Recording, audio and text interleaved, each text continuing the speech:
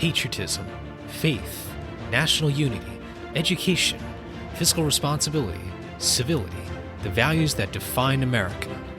Fascinating stories and talks from America-loving patriots dedicated to preserving freedom, opportunity, and justice. Welcome to the Friends and Fellow Citizens podcast.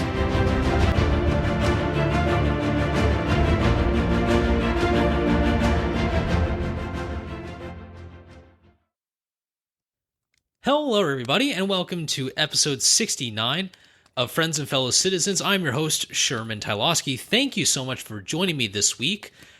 This week is also our 2021 solo show holiday special. If you haven't already, make sure to hit that subscribe button and be sure to learn more about our program at shermantylowski.com. Link is down in the show notes below. I hope you are all having a wonderful holiday season, whether you're celebrating Christmas, Hanukkah, or some other holiday around this time. I really hope that you are taking this time to spend time with family, to buy gifts, to go out for a road trip or even a trip abroad. Wherever your holidays may be, this is truly one of the greatest times of the whole year.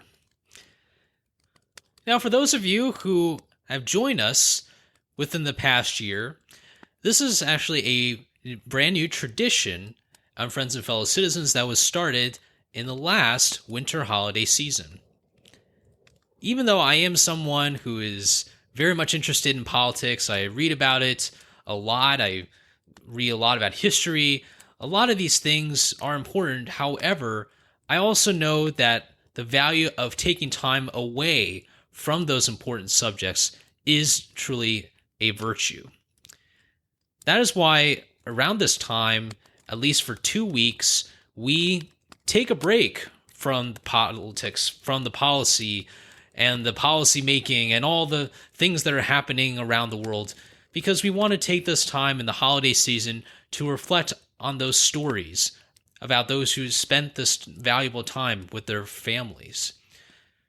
We take some time to reflect on the past year, and we also prepare to look forward to the new year and all the amazing opportunities that lie ahead. Today is the final 2021 solo episode, but 1 week from this episode's released, we will still have an interview episode, but one that is holiday themed, to keep up with our tradition of setting aside politics and those important subjects, but spending this time to reflect on the holidays and to just have a little fun with each other. Our final 2021 episode will be 2 weeks from this episode's release with one of our Sacred Honor series episodes. I hope you will join us for those 2 episodes and to welcome a whole new year of 2022 episodes on Friends and Fellow Citizens. Now, for this year's holiday special, I like to take some time to share with you more about the holiday season during the American Civil War. This is such a unique topic for me because I didn't know much about it before even making this episode. I had always wondered what people were doing around Christmas time. Now, I want to give you all a little bit of backstory as you sit back and relax, maybe near a fireplace like I am, or somewhere comfortable. There is something very, very unique about Christmas, not just within the holiday itself, but the significance of it in American history. You see, Christmas actually used to be viewed in a very negative way. When the Puritans came to what is now Massachusetts and really the New England area, Christmas was actually viewed in a very, very, very bad manner. In fact, it was illegal to hold Christmas celebrations. And this was because under Puritanism, Christmas should not be celebrated in any kind of festive manner. It was supposed to be more of a solemn tradition. And anyone who was caught doing this in Massachusetts could actually be fined if they were caught. And the reason why I bring this up is because Christmas, for better or for worse, became a holiday that was quite modest for much of the beginning of American history. People might think about the Battle of Trenton during the American Revolution, when it was already a very tough time for both sides, the British and the Patriots. And yet George Washington took that advantage, using Christmas night or Christmas Day to surprise the Hessians. Hessians were essentially the German mercenaries of the British, surprising the Hessians in Trenton, scaring them out, and delivering a huge victory. One could say, like a big Christmas present for the Continental Army. Some people might also think about the Christmas truce in World War I, when the British, French, and German soldiers took that time to not battle out, but to recognize the holiday of Christmas and celebrate with one another. For many years, Christmas was seen as that modest holiday, but things started to change for this holiday season when the bloodiest Civil War started. At that time, imagine yourself in times of desperation, at times when you were told to fight for one side, even if you didn't have a whole lot of fighting experience. You didn't know if you were going to come home. You didn't know what exactly was happening back at home. Nowadays, think about the technology that we have. Cell phones, of iPads, and computers. We can FaceTime our family when we are away. But think about those times when the power of the written note and the written letter were key to communication. Even though the telegram was invented around that time period, it wasn't always easy to send that message and that quick message and that quick response from your family. That was the case for the Union and the Confederacy. Now, how does this relate to Christmas? Well, like I said earlier, it was celebrated in a modest manner. Well, it was still celebrated in a modest manner, but for very different reasons, though. It wasn't based on the old Puritan manner. Modest Christmases were a way to cut costs, with people suffering from economic desperation, with families divided on the issue of slavery, and with people struggling to make ends meet. Families started getting more creative about how to celebrate Christmas. Instead of buying those expensive toys, children made toys, or parents made toys for their kids. People started to figure out that Christmas could be celebrated in a less festive manner. Not to say that it was necessarily frowned upon, but people had to find new ways to have each other's company. And one of the things that people used to do, especially when you were in battle and you were wondering how your family was doing, you would write a letter. I want to share with you some of those letters that were exchanged from both sides. First, I'll read some letters from the Confederate side, and then I'd like to end this episode with a quick story and letter from a Union soldier. It's also important to know that the tradition of Christmas wasn't just about modesty. In fact, Christmas, in many other ways, became even bigger than it was. When I say Christmas became even bigger than its modest roots in America, it's not about the lavish spending, although that certainly did happen if you had the means to do so, as it is for any time period in the United States. Rather, it was about celebrating Christmas despite the stark divisions within the country. This is really the core theme of Christmas during the Civil War, and I think it still means something to people nowadays, even though the circumstances are very, very different.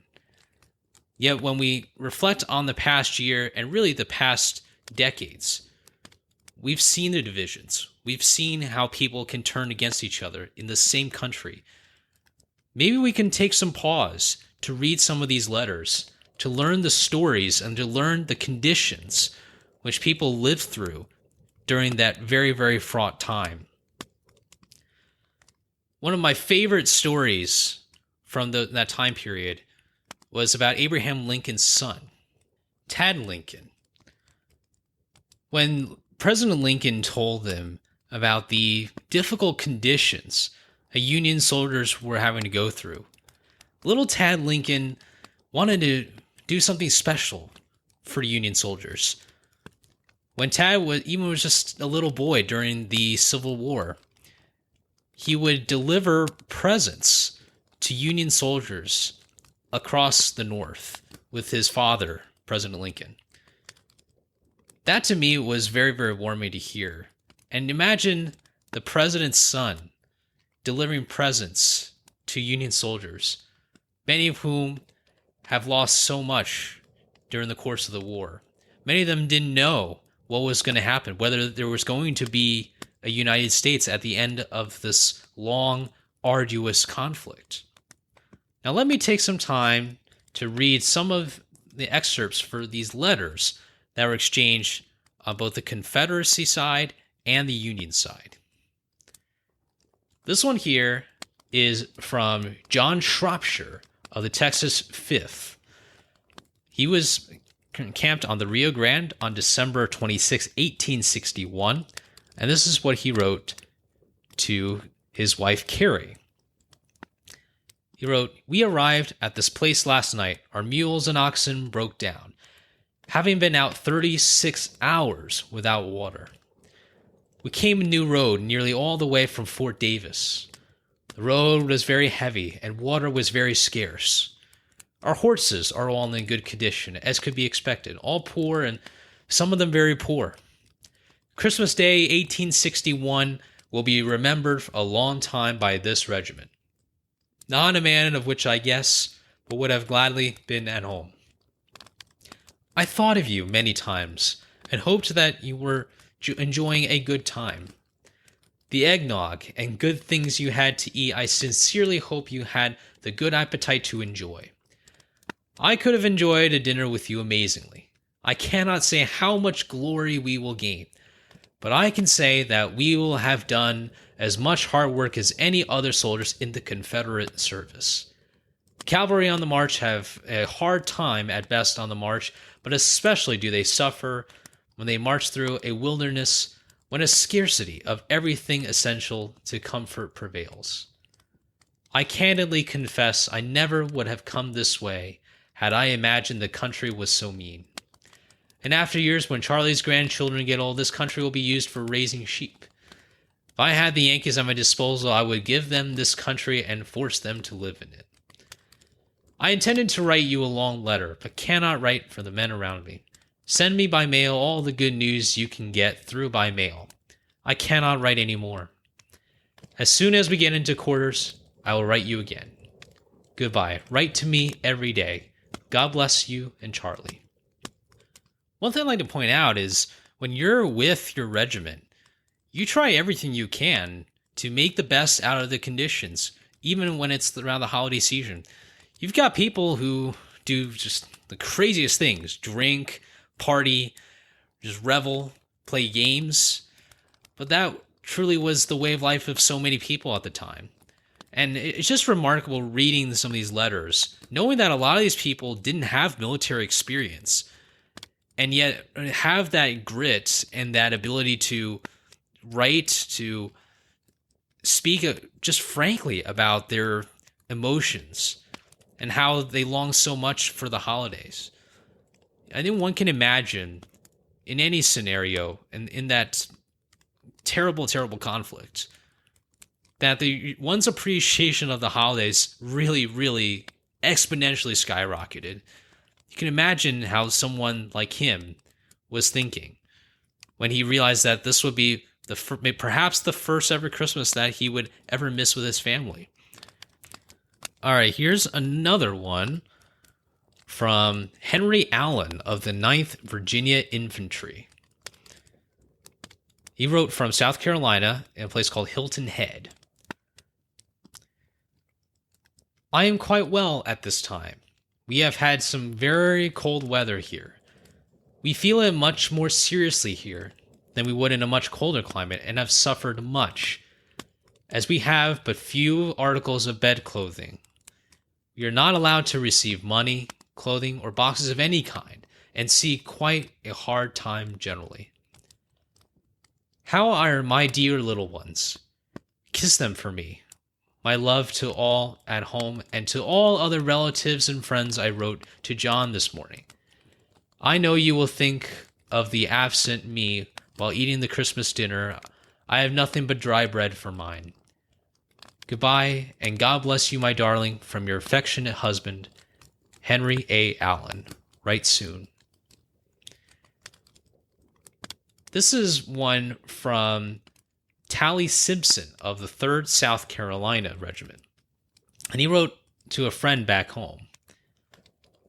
This is Christmas Day. The sun shines feebly through a thin cloud. The air is mild and pleasant.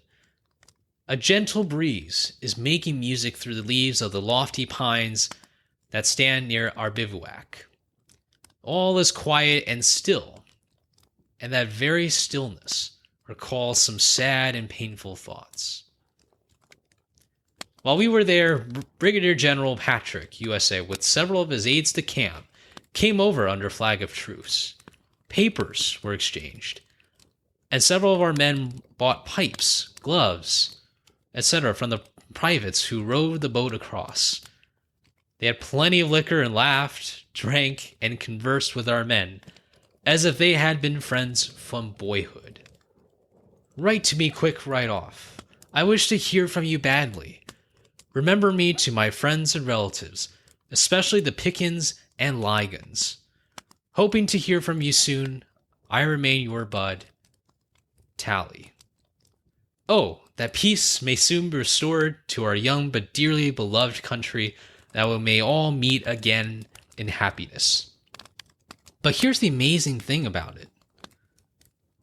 Tally Simpson is a Confederate soldier writing to his friend. And Simpson refers to someone named Brigadier General Patrick.